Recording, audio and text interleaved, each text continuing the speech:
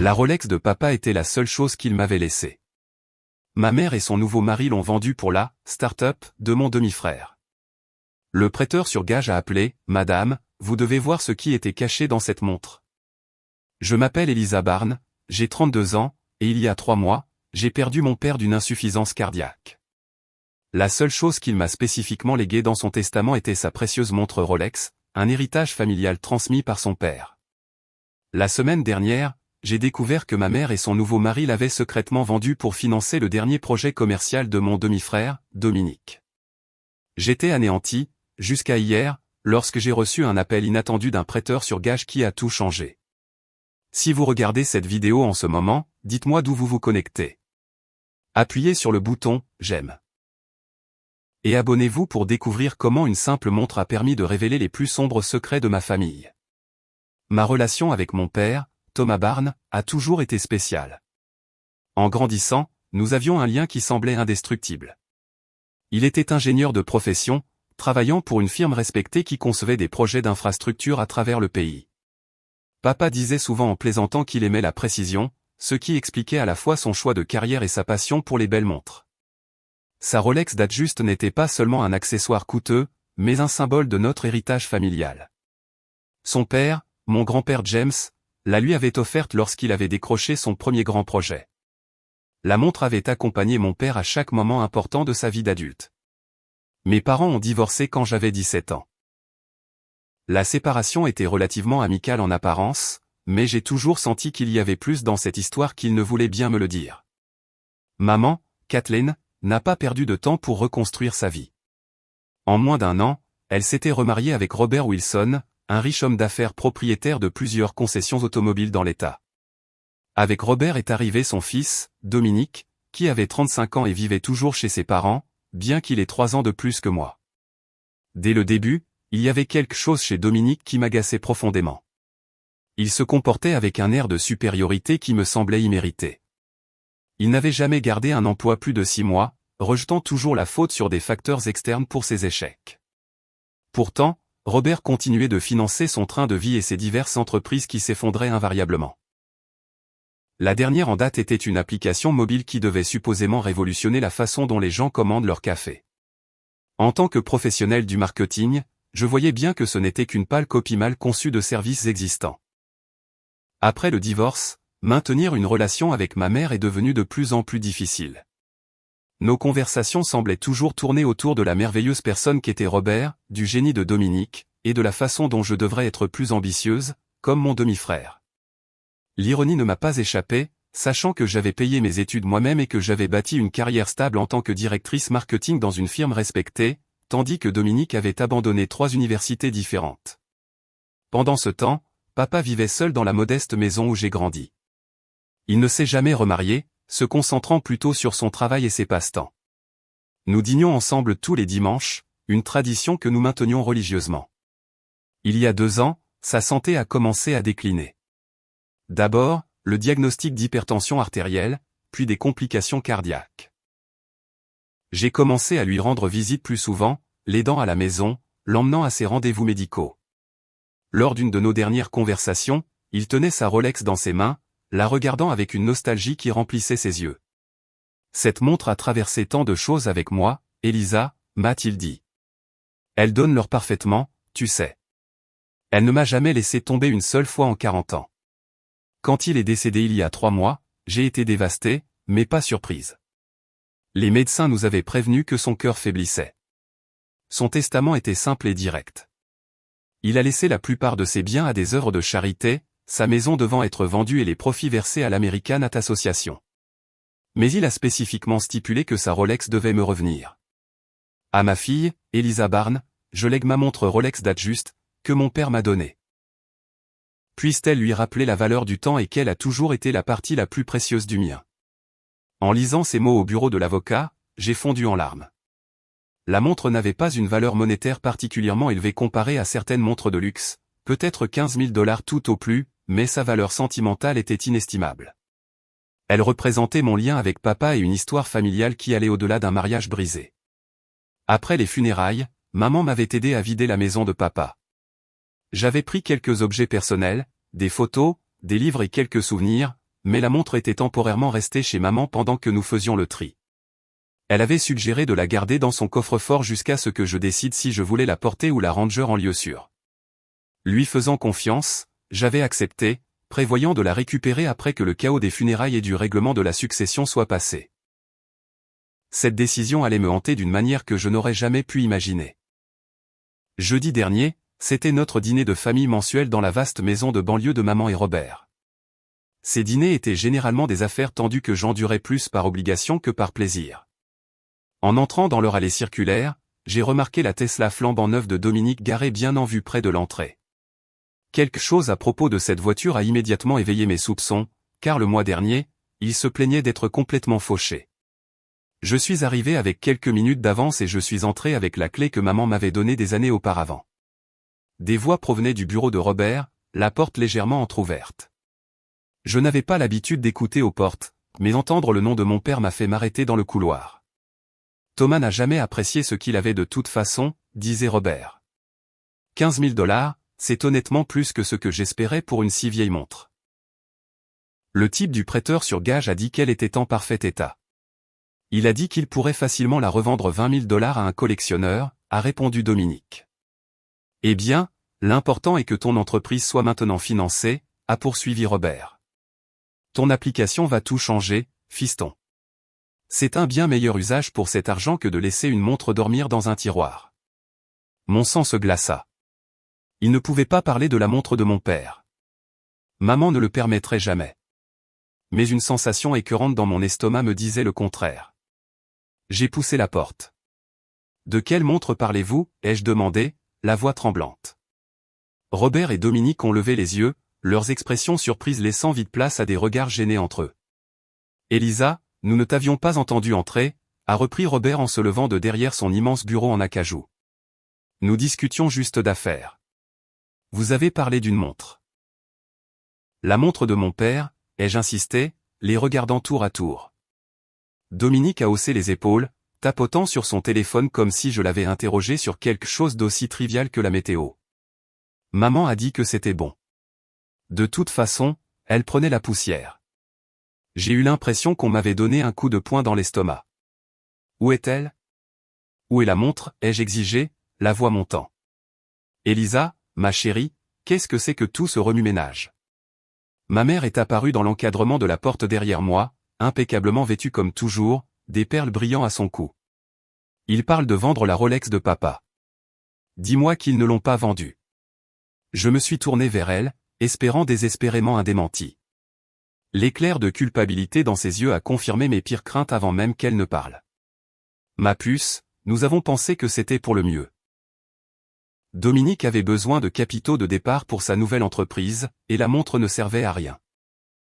Ne servait à rien? Elle était à moi. Papa me l'a laissée dans son testament. Je sentais les larmes monter. Comment as-tu pu faire ça? Robert est intervenu, son ton condescendant comme d'habitude. Allons, Elisa, ce n'est pas la peine de faire un drame. Ce n'était qu'une montre. Nous pourrons en acheter une autre quand l'entreprise de Dominique décollera. Qu'une montre, ai-je répété, incrédule. C'était la dernière chose que j'avais de papa. C'était un héritage familial de son père. Dominique a finalement levé les yeux de son téléphone. Écoute, l'argent va à une bonne cause. Cette application va révolutionner l'industrie du café. J'ai des investisseurs prêts à voir le prototype, que je peux maintenant me permettre de développer grâce à la vente. Ton application de café n'est pas une bonne cause, ai-je crié. C'est du vol. Cette montre était légalement à moi. Techniquement, a interrompu Robert, la montre était en notre possession, et ta mère a consenti à la vente. Je me suis tourné vers maman, qui avait au moins la décence de paraître mal à l'aise. Comment as-tu pu? Tu savais ce que cette montre signifiait pour moi. Pour papa. Elisa, tu dois comprendre, a-t-elle commencé. Dominique a un vrai potentiel cette fois. Son plan d'affaires est solide. Ce n'est pas comme ses entreprises précédentes. J'ai ri amèrement. Pas comme le food truck qui a fait faillite après 2 mois, ou l'arnaque à la crypto-monnaie qui a fait perdre l'argent de tout le monde, ou le service de boîte par abonnement pour des cailloux de compagnie. Le visage de Dominique s'est empourpré. Ces entreprises étaient en avance sur leur temps. Le marché n'était pas prêt. Le marché ne sera jamais prêt pour tes idées mal ficelées, ai-je lâché. Et maintenant, tu m'as volé quelque chose de précieux pour financer un autre échec. Nous n'avons rien volé. La voix de Robert s'est durcie. Kathleen a pris une décision concernant un bien familial pour aider son fils. Je pensais que tu voudrais soutenir les rêves de ton frère. Demi-frère, ai-je corrigé. Et mon soutien ne va pas jusqu'à me faire voler mon héritage. Maman s'est approchée de moi, tendant la main. Ma chérie, s'il te plaît, essaie de comprendre. La famille s'entraide. La montre n'était qu'un objet. J'ai reculé, évitant son contact. Cette montre était mon lien avec papa, avec son père, avec notre famille avant que tu ne décides que Robert et Dominique étaient plus importants. C'est injuste, a-t-elle protesté. Injuste? Tu veux parler d'injustice? Papa m'a laissé une chose. Une seule chose qui comptait, et tu l'as donnée sans même me le demander. Le dîner qui a suivi a été une torture. Nous étions assis autour de la table de la salle à manger formelle dans un silence de plomb, brisé seulement par les tentatives de conversation décontractées de Robert et les monologues excités de Dominique sur ses plans d'affaires. Il décrivait son application révolutionnaire de commande de café en termes grandioses, expliquant comment les utilisateurs pourraient précommander des boissons dans les cafés locaux, personnaliser leurs commandes jusqu'à la température exacte, et payer via la plateforme, qui prendrait un pourcentage sur chaque transaction. L'argent de la montre n'est que le début, expliquait-il, inconscient de mon regard furieux. Une fois que nous aurons le prototype, nous obtiendrons un financement en capital risque. Je pense à au moins 5 millions pour le premier tour. J'ai repoussé mon assiette, l'appétit complètement coupé. Où l'avez-vous vendu, ai-je demandé, interrompant sa fantaisie. Quoi? Dominique parut agacé par l'interruption. La montre. Où l'avez-vous vendue? Chez quel prêteur sur gage? Je ne vois pas en quoi ça a de l'importance, a coupé Robert. La transaction est faite. J'ai le droit de savoir. Maman a soupiré. Elisa, s'il te plaît. Pouvons-nous juste passer un bon dîner? Un bon dîner?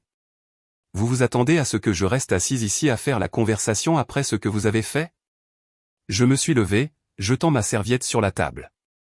Je n'arrive pas à croire que vous ayez pu trahir les volontés de papa comme ça. Me trahir moi. Maintenant, tu deviens mélodramatique, a dit Robert d'un ton dédaigneux. C'était la goutte d'eau qui a fait déborder le vase. Je m'en vais. Et juste pour que vous le sachiez, je trouverai cette montre et je la récupérerai. Bonne chance avec ça, a ricané Dominique. L'argent a déjà été dépensé en acompte pour les développeurs. Je suis sorti, ignorant les appels de ma mère pour que je revienne. En rentrant chez moi, les larmes coulant sur mon visage, j'avais l'impression d'avoir perdu mon père une seconde fois. Le seul lien tangible que j'avais avec lui avait disparu. Vendu pour financer une autre des entreprises vouées à l'échec de Dominique. Mais sous le chagrin, une détermination grandissait. Je trouverai cette montre, quoi qu'il en coûte. Le trajet de retour s'est déroulé dans un brouillard de larmes et de colère. Quand j'ai enfin atteint mon appartement, je me suis effondré sur le canapé, émotionnellement épuisé. L'ampleur de la trahison m'a submergé. Ce n'était pas seulement la montre elle-même, bien qu'elle fût assez précieuse. C'était ce qu'elle représentait, le dernier lien physique avec mon père, un rappel tangible de son amour pour moi. J'ai appelé ma mère à plusieurs reprises cette nuit-là, mais elle n'a pas répondu. Au lieu de cela, elle a envoyé un texto, « Je sais que tu es contrarié. Parlons-en quand tu seras calmé. » Son dédain pour mes sentiments n'a fait qu'intensifier ma colère. Comment pouvait-elle ne pas comprendre ce qu'elle avait fait? Le sommeil m'a fui cette nuit-là. J'ai tourné et retourné dans mon lit, revivant des souvenirs de mon père. Je me souvenais de lui me montrant comment lire l'heure sur sa Rolex quand j'avais seulement 6 ans, sa voix patiente expliquant les aiguilles des minutes et des heures. Je me rappelais sa fierté lorsqu'il la portait à ma remise de diplôme du lycée, comment il l'avait vérifié à plusieurs reprises pour s'assurer que nous ne serions pas en retard. La montre faisait autant partie de lui que ses yeux bienveillants et son rire doux. Au matin, la détermination avait remplacé une partie du chagrin brut. J'ai appelé mon amie Jessica, qui travaillait comme assistante juridique dans un cabinet d'avocat local. « Ils ont fait quoi ?» s'est-elle exclamée après que je lui ai expliqué la situation. « Elisa, c'est littéralement du vol. La montre t'a été léguée spécifiquement. » « Je sais, Mais que puis-je faire, ai-je demandé, désespéré de trouver des solutions. La montre a disparu, vendue à un prêteur sur gage. Tu pourrais porter plainte, a-t-elle suggéré. Ou poursuivre ta mère et ton beau-père pour la valeur de la montre, à la fois monétaire et sentimentale. La pensée d'une action en justice contre ma propre mère me retournait l'estomac, malgré sa trahison. Qu'est-ce que ça impliquerait? Jessica a expliqué le processus, mais plus elle parlait, plus cela semblait compliqué. Comme la montre avait été en possession de ma mère avec mon consentement implicite, prouver le vol serait difficile. Une poursuite civile serait possible, mais elle serait coûteuse, longue et endommagerait de façon permanente ce qui restait de ma relation avec ma mère. La solution la plus simple serait de trouver la montre et de la racheter, a conclu Jessica. As-tu une idée de la boutique où ils l'ont vendue? Non, ils n'ont pas voulu me le dire. Mais combien de prêteurs sur gage peut-il y avoir dans cette ville? La réponse, comme j'allais le découvrir au cours de la semaine suivante, était « beaucoup ». J'ai commencé à appeler tous les prêteurs sur gage de la ville, décrivant la montre en détail. Une Rolex date juste en acier inoxydable avec un cadran bleu, datant d'environ 1980, avec une petite rayure à l'arrière du boîtier, là où mon père l'avait cognée contre un cadre de porte des années auparavant. Jour après jour, je recevais la même réponse, « Désolé, madame. Rien de tel n'est passé par ici. » Ma recherche affectait mes performances au travail. En tant que directrice marketing chez Wilson et Grant Advertising, j'étais responsable de plusieurs grands comptes, mais je me surprenais à être distraite pendant les réunions, vérifiant mon téléphone pour les appels des prêteurs sur gage et passant d'autres appels pendant mes pauses déjeuner. Lorraine, ma patronne, m'a convoqué dans son bureau après que j'ai décroché pendant une importante présentation client. « Elisa, que se passe-t-il » m'a-t-elle demandé, plus inquiète qu'en colère. « Ça ne te ressemble pas du tout. » J'ai craqué et je lui ai tout raconté, les mots sortant entre les sanglots. À ma grande surprise, elle a été incroyablement compréhensive. « Prends quelques jours de congé » a-t-elle insisté. « Utilise tes jours personnels. Règle ça. Tes comptes seront là à ton retour. » Reconnaissante de sa compassion, j'ai pris 3 jours de congé, me consacrant entièrement à la recherche. J'ai étendu mes appels aux prêteurs sur gage des villes voisines, devenant de plus en plus désespéré à chaque refus. J'ai parcouru les sites d'enchères en ligne et les revendeurs de montres de luxe d'occasion, espérant apercevoir la montre distinctive de mon père. La déception constante m'épuisait. Chaque soir, je rentrais chez moi, épuisé et découragé.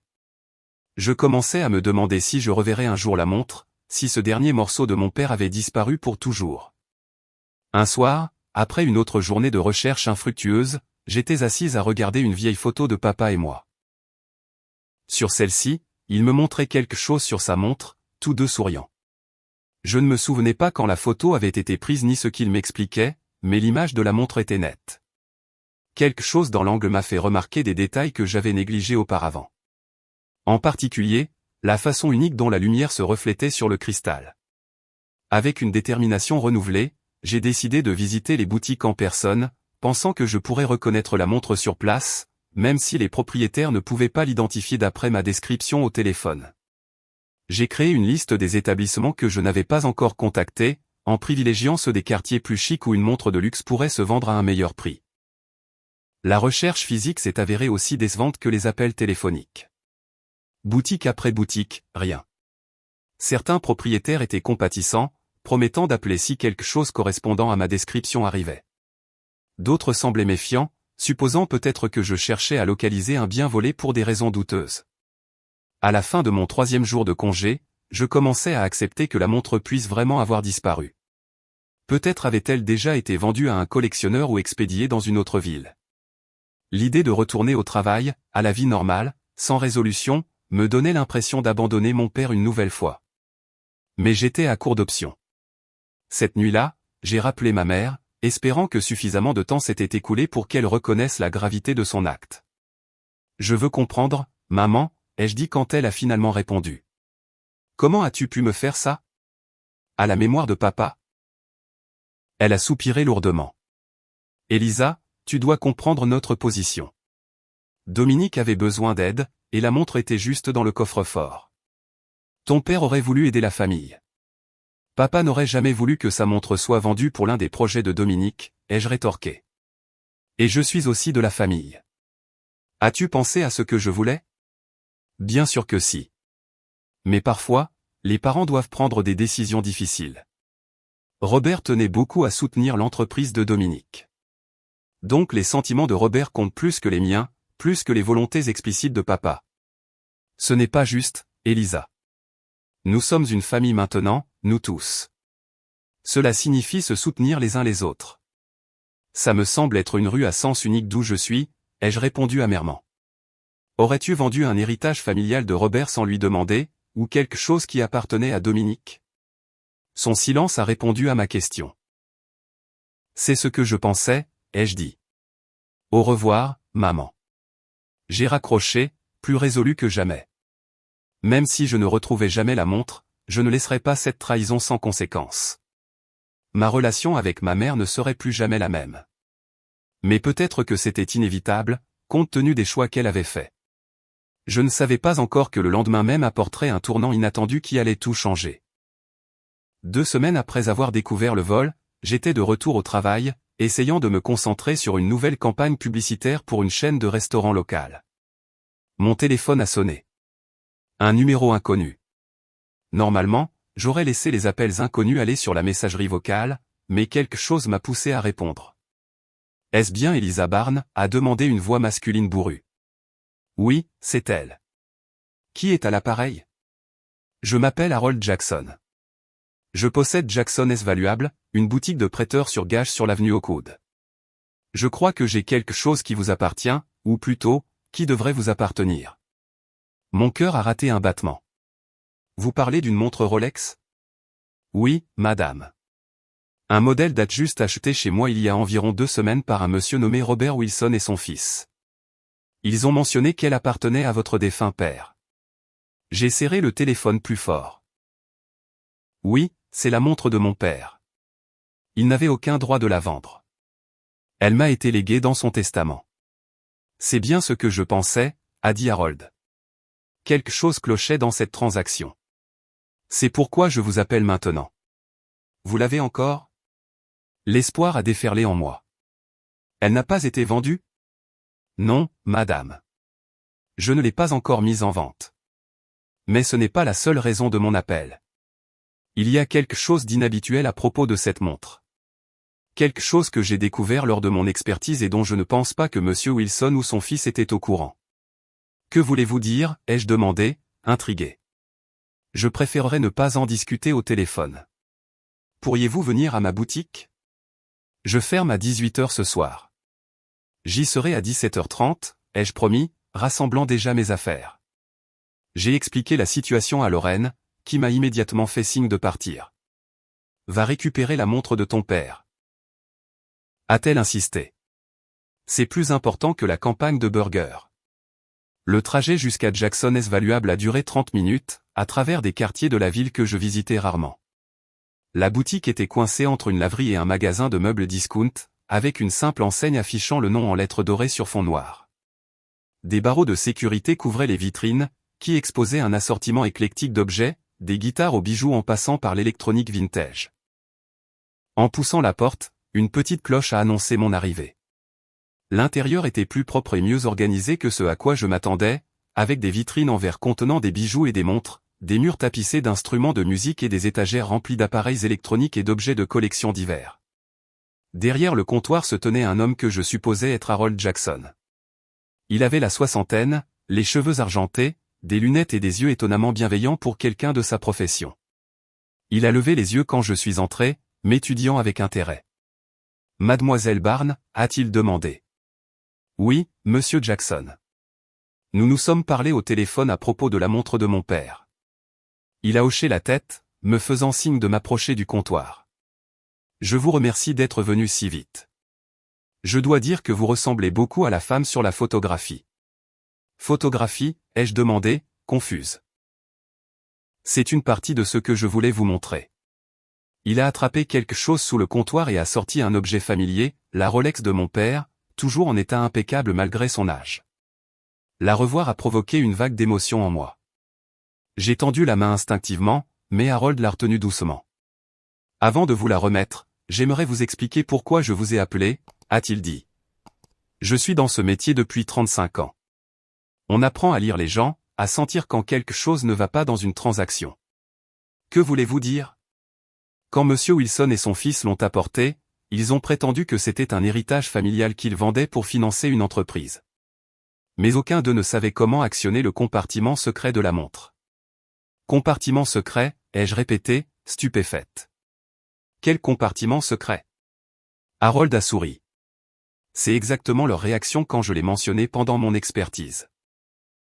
Une montre de ce millésime et de cette qualité, transmise de génération en génération, et les propriétaires ne connaissaient pas sa caractéristique la plus unique. Ça m'a paru étrange. Il a retourné la montre et m'a montré un mécanisme subtil que je n'avais jamais remarqué. Avec des doigts experts, il a appuyé sur une couture presque invisible à l'arrière du boîtier et a tourné légèrement. À mon grand étonnement, une fine section du fond du boîtier a glissé, révélant un minuscule compartiment caché. Beaucoup de montres haut de gamme de cette époque avaient des compartiments secrets, a expliqué Harold. Parfois pour une clé supplémentaire, parfois pour un souvenir. Les riches s'en servaient pour cacher des microfilms ou des messages secrets pendant la guerre froide. La plupart des gens ont oublié ces fonctionnalités de nos jours. Et il y avait quelque chose à l'intérieur de la montre de mon père, ai-je demandé, le souffle court d'anticipation. Harold a hoché la tête, cherchant dans un tiroir. Deux choses, en fait. Cette photographie. Il m'a tendu une minuscule photo soigneusement pliée, réduite pour tenir dans le compartiment, et cette clé. La photographie, une fois dépliée avec précaution, a révélé une image de mon père et moi à la plage. J'avais peut-être 10 ans, construisant un château de sable pendant que papa regardait fièrement. Je me souvenais parfaitement de cette journée, de rares vacances que nous avions prises sur la côte de la Floride. Ça avait été l'un des jours les plus heureux de mon enfance. La clé était petite et inhabituelle, avec un design orné qui ne ressemblait à aucune clé de maison ou de voiture que j'avais jamais vue. Je n'ai aucune idée de ce que cette clé ouvre, a dit Harold. Mais j'ai pensé qu'elle devait être importante pour que votre père la garde cachée comme ça. Les larmes me sont montées aux yeux. Je n'en avais aucune idée. Pendant toutes ces années, il n'a jamais mentionné de compartiment secret. Peut-être qu'il gardait la révélation pour le bon moment, a suggéré doucement Harold. Et puis le temps lui a manqué avant qu'il ne puisse la partager. Pourquoi me dites-vous tout ça, ai-je demandé. Vous auriez pu vendre la montre sans jamais me contacter. L'expression d'Harold est devenue sérieuse. Mademoiselle Barnes, je suis peut-être prêteur sur gage, mais j'ai une éthique. Quand quelqu'un apporte un héritage familial, surtout un avec un contenu caché, je me sens obligé de m'assurer qu'il finisse là où il doit être. La façon dont ces hommes ont décrit la montre de votre père, comme un simple moyen pour financer leur entreprise, ça ne m'a pas plu. Merci, ai-je dit sincèrement. Vous n'avez pas idée de ce que cela signifie pour moi.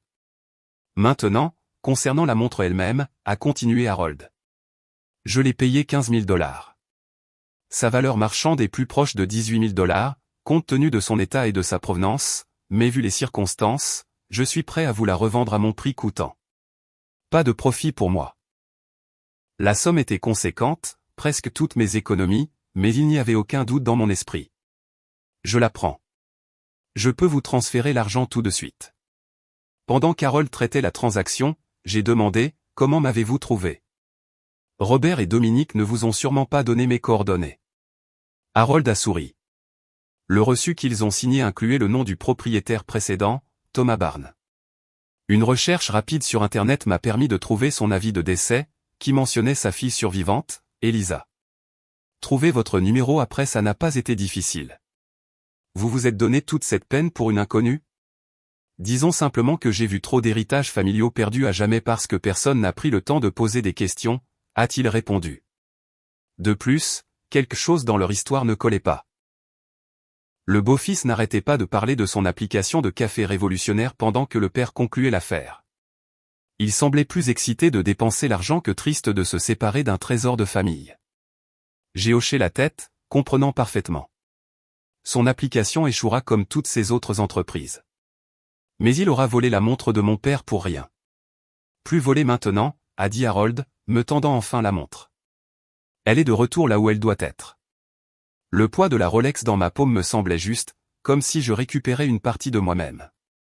J'ai soigneusement replacé la petite photo et la mystérieuse clé dans le compartiment secret, le refermant comme Harold me l'avait montré.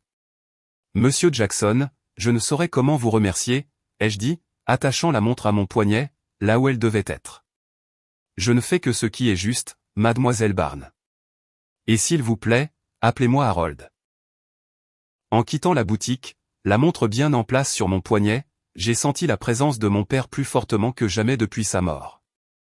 Mais le mystère de la clé persistait dans mon esprit. Que ouvrait-elle? Et pourquoi mon père l'avait-il gardée cachée toutes ces années? Le trajet de retour depuis la boutique d'Harold s'est fait dans un tourbillon d'émotions. Mon esprit était en ébullition, plein de questions sur la clé et ce qu'elle pouvait ouvrir. La montre à mon poignet me semblait à la fois familière et nouvelle, son poids réconfortant mais mystérieux maintenant que je connaissais son secret. Une fois chez moi, je me suis assise à ma table de cuisine et j'ai soigneusement rouvert le compartiment caché, retirant la petite photo et la clé.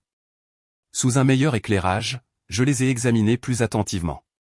La photo provenait clairement de nos vacances à la plage en 2002. Un voyage que nous avions fait après que ma mère avait annulé nos projets d'été avec moi pour partir en Europe avec Robert. Papa avait pris le relais, prenant une semaine de congé pour me montrer l'océan pour la première fois. Le souvenir de sa gentillesse à ce moment-là, privilégiant mon bonheur à sa propre déception envers ma mère, a fait monter de nouvelles larmes à mes yeux. La clé était encore plus déroutante. Petite et complexe, elle semblait être pour un coffret ou une petite armoire plutôt qu'une porte. La tête présentait un motif géométrique inhabituel qui ne correspondait à aucune clé que j'avais jamais vue. Quoi qu'elle ouvre, ce n'était pas une serrure standard. J'ai passé la soirée à fouiller dans les boîtes des affaires de mon père que j'avais gardées après sa mort. La plupart étaient des objets sentimentaux, des albums photos, des cartes d'anniversaire que je lui avais faites enfant, quelques livres préférés et la cravate que je lui avais offerte pour son 50e anniversaire. Rien qui ne semblait pouvoir être ouvert par cette clé particulière. Puis je me suis souvenu du garde-meuble. Après la mort de papa, j'avais placé certains de ses biens plus volumineux dans un petit box en ville. Des objets que je ne pouvais pas faire entrer dans mon appartement, mais dont je ne pouvais me résoudre à me séparer, son fauteuil de lecture préféré, sa collection de vinyles et plusieurs boîtes de documents et de souvenirs que je n'avais pas encore triés. Malgré leur tardive, je me suis rendu au garde-meuble, utilisant ma carte d'accès pour entrer dans le bâtiment climatisé. Le box 35 contenait les vestiges de la vie de mon père qui n'avaient pas été vendus ou donnés. L'odeur de moisi du vieux papier et du bois m'a accueilli alors que je roulais la porte et allumais la lumière. J'ai commencé à fouiller systématiquement dans les boîtes, cherchant tout ce qui pourrait nécessiter une petite clé inhabituelle. Des documents fiscaux, des journaux d'ingénierie et de vieilles photos de famille n'ont rien révélé de pertinent. J'étais sur le point d'abandonner quand j'ai aperçu une forme familière, partiellement cachée derrière la collection de disques de papa, une boîte en bois de la taille d'un gros manuel que j'avais négligé lors de mes visites précédentes. La boîte était en noyer foncé avec des ferrures en laiton, visiblement chères et soigneusement entretenues. Une petite plaque en laiton sur le devant portait les initiales de mon père, TJB, pour Thomas James Barnes. Plus important encore, il y avait une serrure qui semblait être de la bonne taille pour la mystérieuse clé de la montre. Les mains tremblantes, j'ai inséré la clé. Elle s'ajustait parfaitement, tournant avec un clic satisfaisant. Le couvercle s'est ouvert en douceur sur des charnières bien huilées, révélant plusieurs couches de contenu, soigneusement organisées à l'intérieur. La couche supérieure contenait une série de lettres, toutes adressées à moi, mais jamais envoyées. Chaque enveloppe était datée, couvrant les 5 dernières années de la vie de papa. En dessous se trouvait un porte-document en cuir contenant des documents juridiques, et tout au fond, une clé USB intitulée simplement « Pour Elisa ». J'ai commencé par les lettres, ouvrant la plus ancienne en premier. L'écriture familière de papa remplissait la page. Ma très chère Elisa. Si tu lis ceci, c'est que je suis parti et que tu as découvert le secret de ma vieille Rolex. J'ai débattu pendant des années de l'opportunité de te parler de ce que j'ai découvert, mais je craignais de te mettre dans une position impossible avec ta mère et Robert. Maintenant que ma santé décline, je réalise que tu mérites de connaître la vérité, même si je ne suis plus là pour t'aider à en gérer les conséquences. Il y a 5 ans, j'ai découvert des informations troublantes sur les pratiques commerciales de Robert et leur impact direct sur la firme d'ingénierie où j'ai travaillé toute ma vie. Les documents ci-joints et les preuves numériques donnent une image complète, mais voici la version courte. Robert a délibérément sapé l'offre de notre entreprise sur le projet de développement de Westlake en utilisant des informations privilégiées que ta mère lui a fournies sans le savoir sur notre proposition. Sa société de fournitures automobiles a ensuite obtenu des contrats exclusifs avec le développement qui auraient dû revenir à des entreprises associées à mon employeur. Les dommages financiers qui en ont résulté ont finalement conduit à des licenciements massifs dans mon entreprise, y compris beaucoup de mes amis et collègues. J'ai été épargné en raison de mon ancienneté, mais notre firme ne s'en est jamais complètement remise. Je ne partage pas cela pour te monter contre ta mère, que je crois être une participante involontaire au stratagème de Robert. J'ai toujours essayé de te protéger des détails sordides de notre divorce et des conflits professionnels qui y ont contribué. Mais maintenant, tu devrais connaître toute l'histoire pour te protéger et peut-être obtenir une forme de justice pour ceux qui ont souffert. Avec tout mon amour. Papa. J'étais assise sur le sol du garde-meuble, abasourdi par cette révélation. Chaque lettre suivante révélait plus de détails sur les pratiques commerciales contraires à l'éthique de Robert, y compris des preuves que papa avait discrètement rassemblées au fil des ans. Certaines lettres étaient plus personnelles, contenant des conseils qu'il voulait partager ou des souvenirs qu'il craignait de voir se perdre. La lettre la plus récente, datée de seulement 2 mois avant sa mort, exprimait son amour et son espoir que j'utiliserais ces informations à bon escient. Les documents juridiques dans le porte-documents comprenaient des relevés bancaires, des emails que Robert avait envoyés à des associés et qui avaient été transférés à mon père par un lanceur d'alerte au sein de l'entreprise de Robert, ainsi que des contrats montrant la chronologie des événements exactement comme papa l'avait décrite. Il y avait aussi des documents montrant que mon père avait fait des investissements judicieux au fil des ans, constituant un portefeuille substantiel qui n'était pas mentionné dans son testament. Enfin, j'ai inséré la clé USB dans mon ordinateur portable. Elle contenait des vidéos que mon père avait enregistrées dans les derniers mois de sa vie. Assis dans son fauteuil préféré, il me parlait directement comme si nous avions une conversation. Le revoir en vie, même sur un petit écran, était à la fois douloureux et réconfortant. « Elisa, ma douce fille », a-t-il commencé dans la première vidéo. « J'espère que tu n'auras jamais à regarder ces enregistrements, que j'aurai la chance de te dire tout cela en personne. Mais mes médecins ne sont pas optimistes, et je dois m'assurer que tu as toutes les informations dont tu as besoin. » Au fil de plusieurs vidéos, papa a expliqué ses arrangements financiers, y compris un compte d'investissement séparé qu'il avait créé à mon nom, mais jamais mentionné. Il a détaillé exactement comment Robert avait manipulé les événements pour nuire à l'entreprise de papa tout en s'enrichissant, fournissant les noms de personnes qui pourraient corroborer ses dires si nécessaire. Je n'ai jamais engagé de poursuite judiciaire, a expliqué papa dans une vidéo. En partie parce que cela aurait blessé ta mère, et en partie parce qu'au moment où j'avais rassemblé suffisamment de preuves, le délai de prescription avait expiré pour certaines des violations les plus graves. Mais tu dois connaître la vérité sur l'homme qu'elle a épousé, ne serait-ce que pour te protéger. La dernière vidéo était la plus personnelle, enregistrée quelques semaines seulement avant sa mort, alors qu'il était visiblement plus faible. La montre, Elisa, a-t-il dit, sa voix rauque mais déterminée. Je ne t'ai jamais parlé de son compartiment secret parce que je voulais garder cette révélation pour ton 30e anniversaire. D'ici là, je pensais que tu serais suffisamment établi dans ta carrière pour gérer ces informations avec sagesse. Mais le temps m'a manqué, comme c'est souvent le cas. Il a levé sa Rolex vers la caméra. Mon père m'a montré ce compartiment caché quand il m'a donné cette montre. Il l'utilisait pour garder une photo de ma mère. J'ai choisi de garder une photo de toi, ma plus grande joie, et la clé de cette boîte de vérité. Quoi que tu décides de faire de ces informations, sache que je fais entièrement confiance à ton jugement. Tu m'as toujours rendu fier. Au moment où j'ai fini de tout regarder, l'aube se levait. J'ai soigneusement remballé la boîte, ne prenant avec moi que la clé USB et les documents les plus critiques. La révélation que Robert avait essentiellement saboté la carrière et l'entreprise de mon père pour son propre profit m'a rempli d'une colère froide. Que ma mère y ait peut-être participé sans le savoir rendait la trahison encore plus complexe et douloureuse. Mais sous la colère, il y avait un sentiment de mission. Mon père m'avait confié ces informations, croyait en ma capacité à les utiliser à bon escient. La montre m'avait en effet mené à un trésor, mais pas du genre auquel on aurait pu s'attendre. Ce que j'allais faire de cette connaissance restait incertain.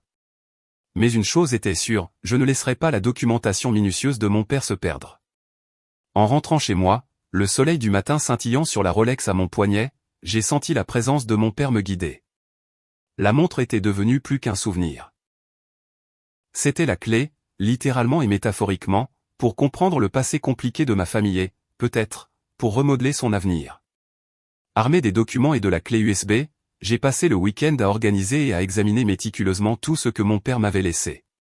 Le portefeuille d'investissement à lui seul était stupéfiant, près d'1 million de dollars accumulés grâce à des investissements prudents sur des décennies. Papa avait apparemment été beaucoup plus avisé financièrement qu'il ne l'avait jamais laissé paraître, vivant modestement tout en faisant fructifier son patrimoine grâce à des choix d'actions judicieux et des investissements immobiliers. Les documents détaillant la mauvaise conduite professionnelle de Robert dressaient un tableau accablant. Utilisant les informations que ma mère avait innocemment partagées sur l'offre de la firme de mon père pour le développement de Westlake, Robert avait sous-évalué leurs propositions et détourné des contrats vers ses propres entreprises affiliées. La pression financière qui en a résulté avait forcé la firme de mon père à licencier 30% de ses effectifs, y compris de nombreux employés de longue date qui étaient comme une famille élargie pour nous.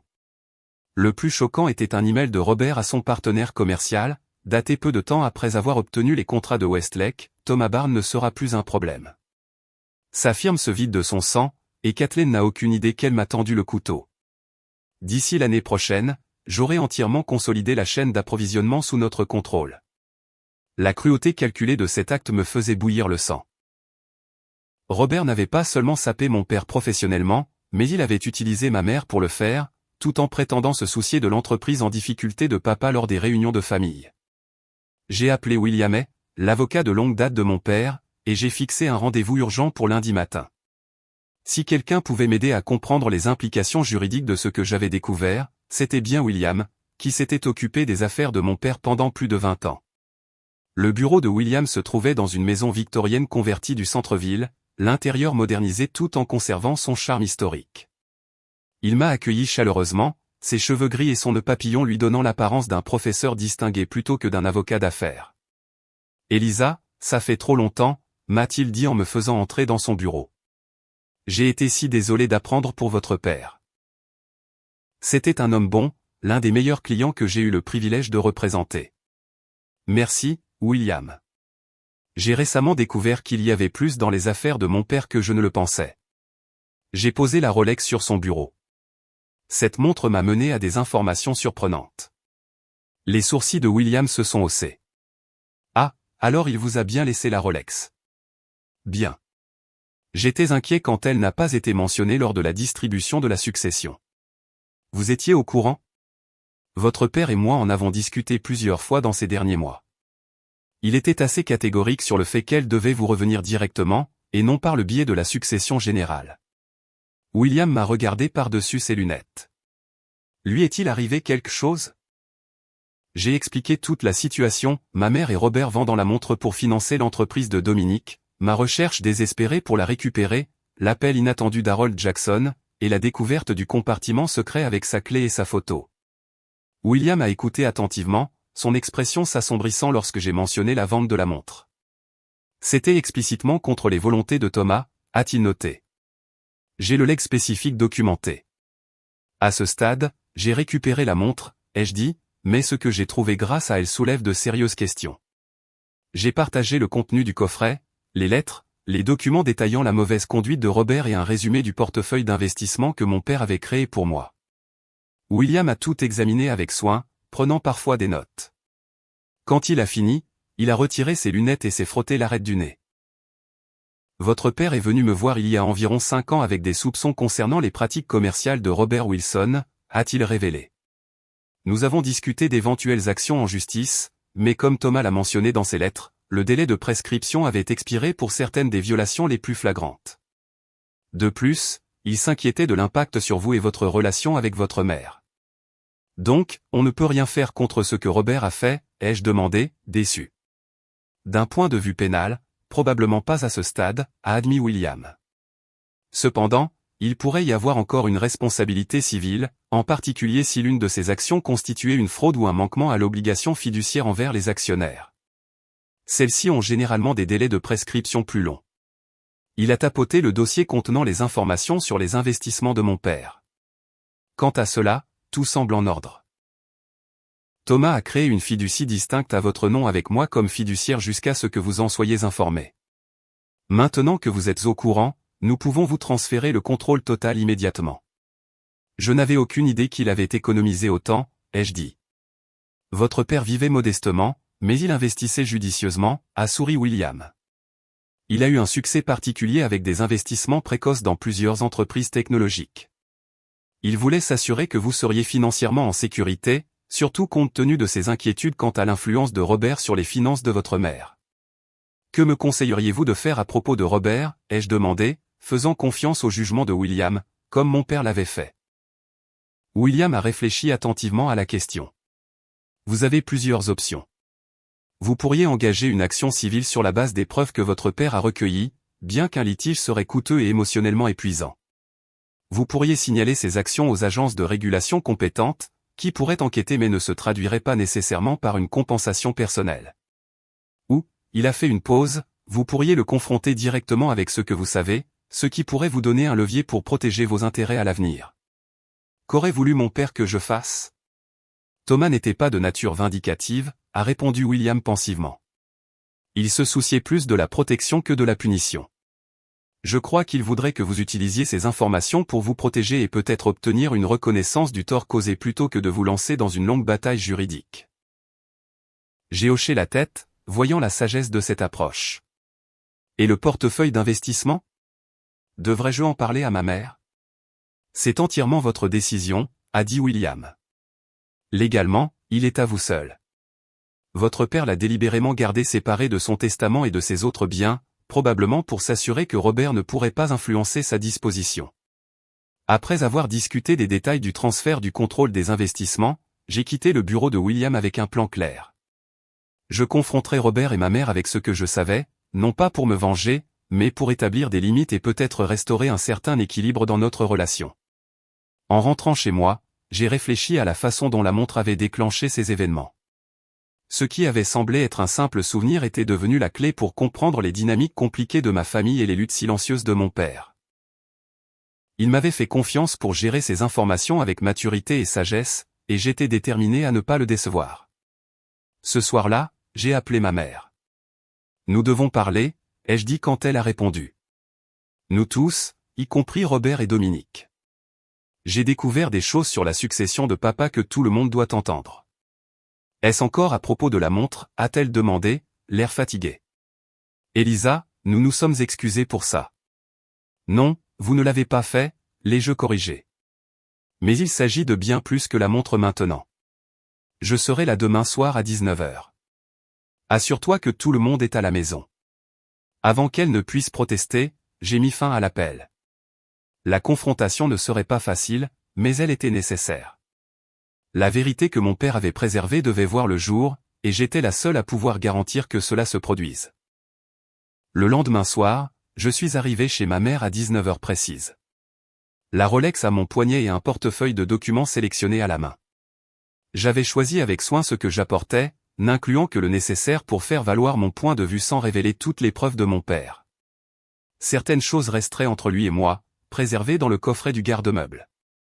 Ma mère a ouvert la porte, son expression un mélange d'inquiétude et d'irritation. « Elisa, qu'est-ce que c'est que tout ça? Robert a dû annuler un dîner d'affaires important pour ça.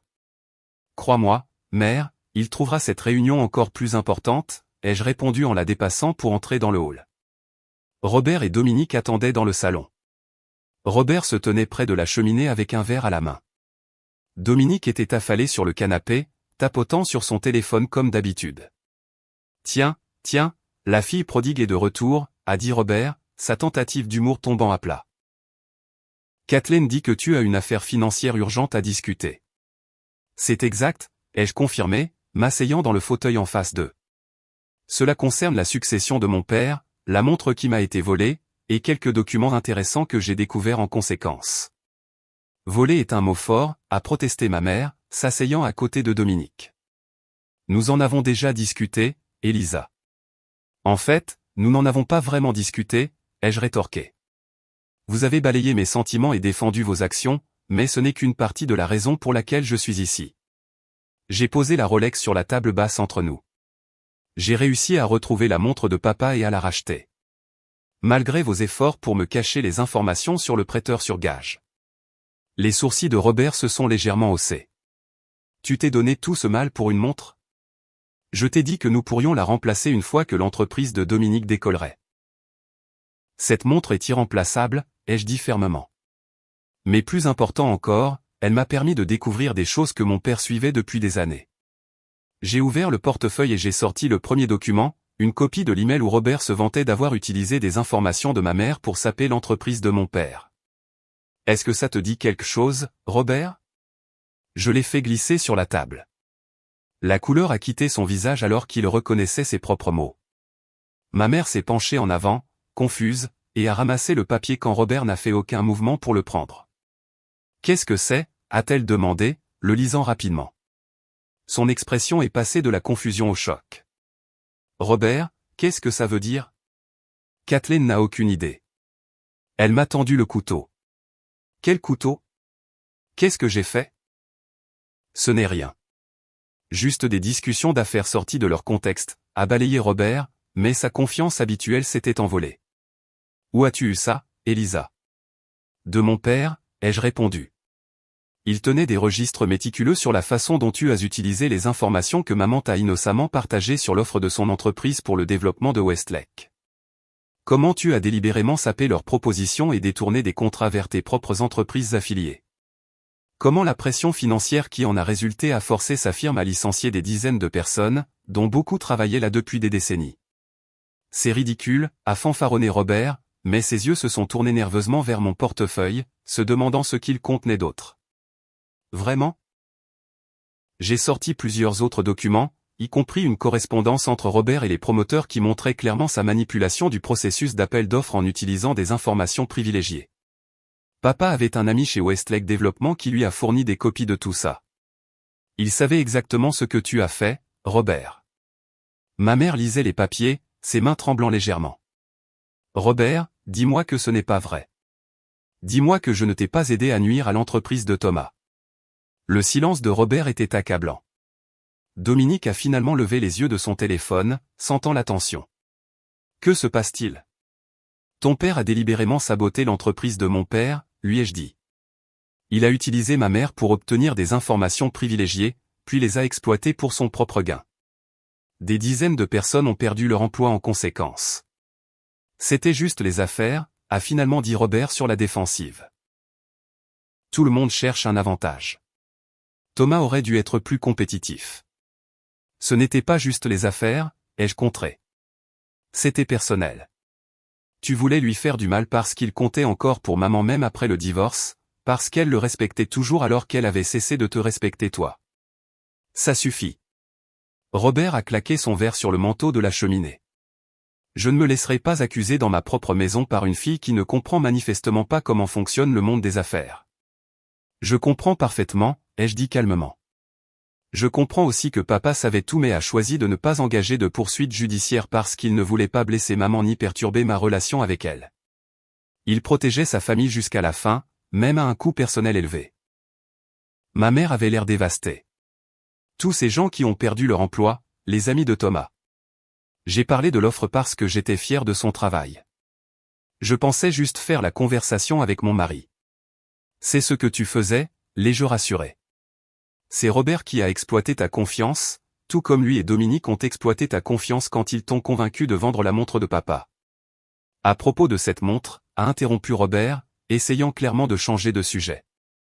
Si elle compte tant pour toi, nous pouvons te rembourser pour l'avoir achetée. N'est-ce pas, Dominique? Dominique a haussé les épaules. L'argent a disparu, papa. Dépensé en frais de développement. Tous les 15 000 $ déjà dépensés, ai-je demandé, sceptique. L'application n'a même pas dépassé le stade du concept, d'après ce que tu m'as dit la semaine dernière. Le développement coûte cher, a marmonné Dominique, sans me regarder dans les yeux. Laisse-moi deviner. Ai-je dit. La plupart de cet argent est allé à un développeur qui se trouve être un de tes amis, ou peut-être pour rembourser des dettes personnelles. L'application n'était qu'une excuse pratique. Le rougissement de Dominique a confirmé mes soupçons. Assez parlé de l'application, a coupé Robert. Que veux-tu exactement, Elisa? De l'argent? C'est pour ça que tu déterres de vieilles histoires et que tu portes ces accusations? J'ai ri, sincèrement amusé par sa supposition. Je n'ai pas besoin de ton argent, Robert. Papa s'en est occupé. Que veux-tu dire, a demandé ma mère. Papa m'a laissé plus que la montre, ai-je expliqué. Il avait investi pendant des années, constituant un portefeuille substantiel qu'il gardait séparé de ses autres biens. Il m'a tout laissé dans une fiducie que Robert ne pourrait jamais toucher.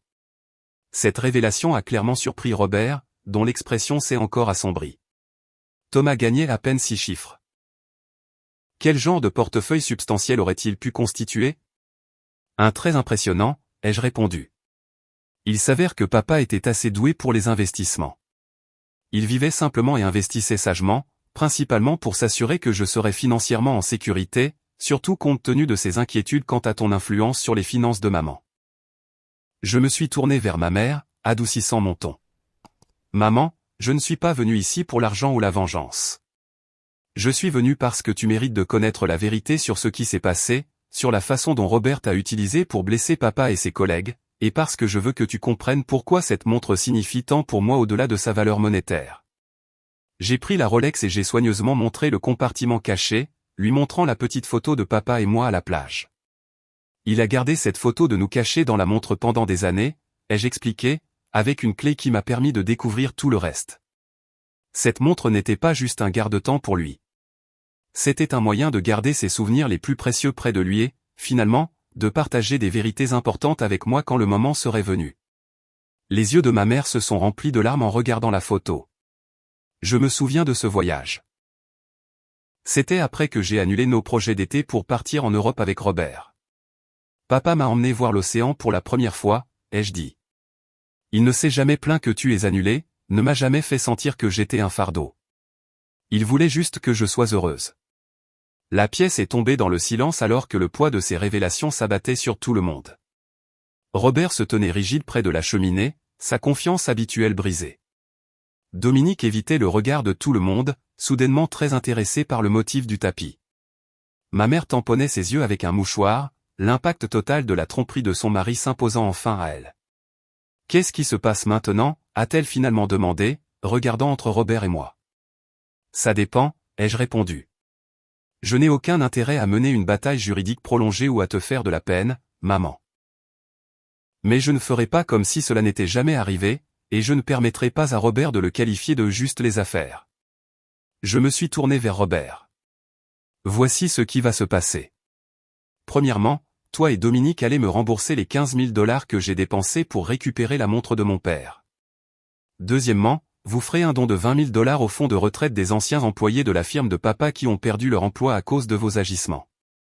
Troisièmement, tu reconnaîtras à maman exactement ce que tu as fait et pourquoi, sans minimiser ni justifier.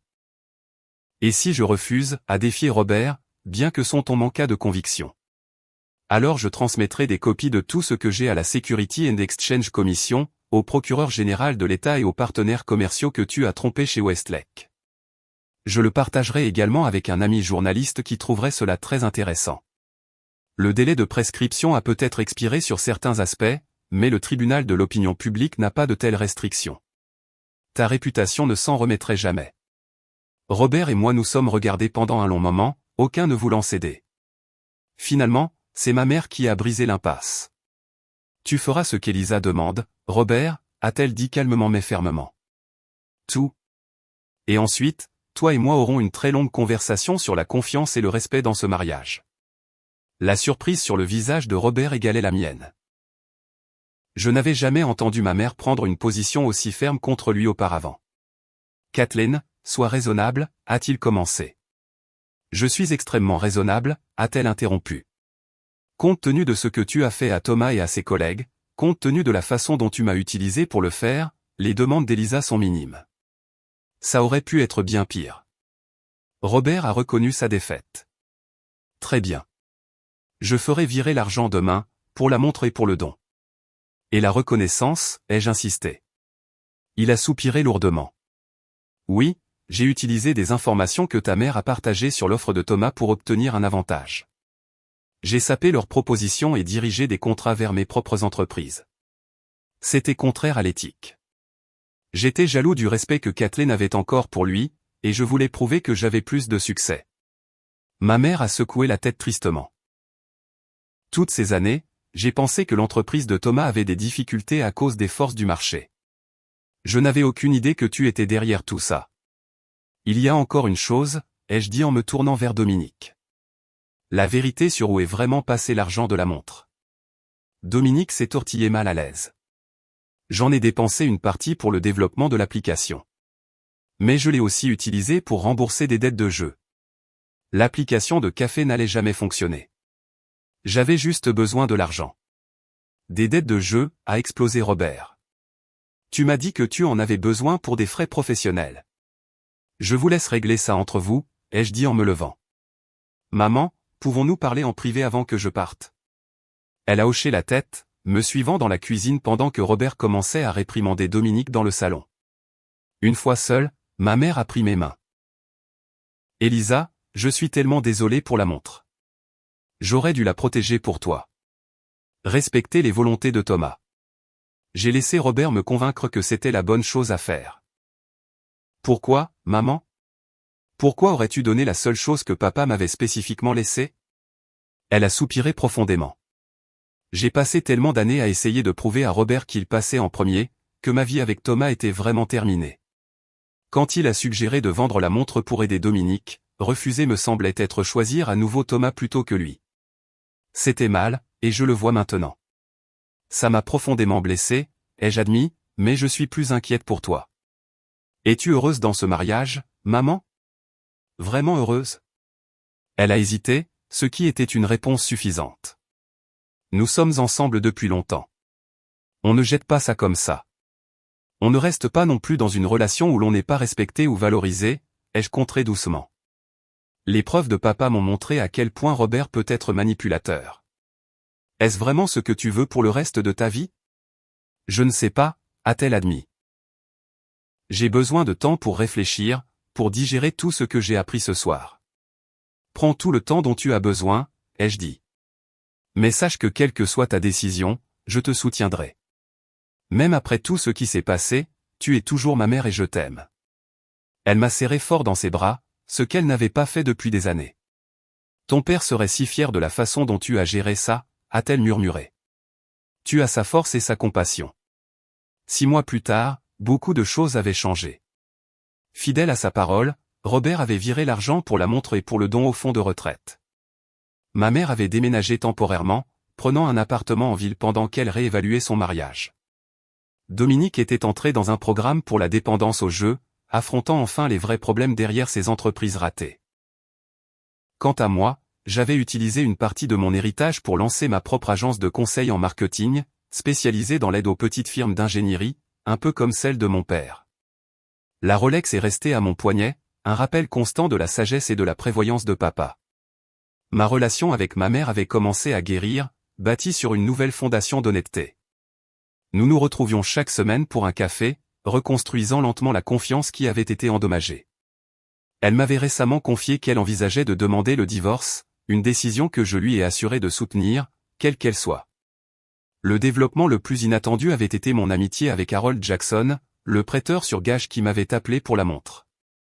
Il était devenu une sorte de mentor, partageant des conseils commerciaux tirés de ses décennies d'expérience. Je l'avais même aidé à créer un site web digne de ce nom pour Jackson S Valuable, faisant entrer son entreprise dans l'ère numérique. La montre qui avait été au centre de tant de conflits représentait maintenant quelque chose de différent pour moi. Pas seulement un lien avec mon père, mais un rappel que la vérité, aussi douloureuse soit-elle, finit par éclater. Que défendre ce qui est juste, même contre sa famille, demande du courage mais apporte la paix. Et que le pardon ne signifie pas oublier ou permettre d'autres préjudices, mais plutôt se libérer du fardeau du ressentiment tout en maintenant des limites saines. Assise dans mon nouveau bureau, regardant la trotteuse de la Rolex avancer régulièrement, j'ai pensé à la façon dont le temps ne se déplace que dans une seule direction. Nous ne pouvons pas revenir en arrière et changer le passé, mais nous pouvons en tirer des leçons, l'honorer et utiliser ses enseignements pour construire un avenir meilleur. C'était, je crois, ce que mon père avait toujours voulu pour moi. Qu'auriez-vous fait à ma place? Auriez-vous confronté votre famille avec la vérité ou l'auriez-vous gardée pour vous afin de maintenir la paix? Avez-vous déjà découvert quelque chose de précieux qui avait une signification ou un but caché? Partagez vos réflexions dans les commentaires ci-dessous. Et si cette histoire vous a touché, s'il vous plaît, aimez, abonnez-vous et partagez-la avec quelqu'un qui pourrait avoir besoin de l'entendre. Merci d'avoir écouté mon parcours. Et rappelez-vous que parfois, l'héritage le plus précieux n'est pas ce que l'on peut tenir dans sa main, mais le courage de défendre ce qui est juste.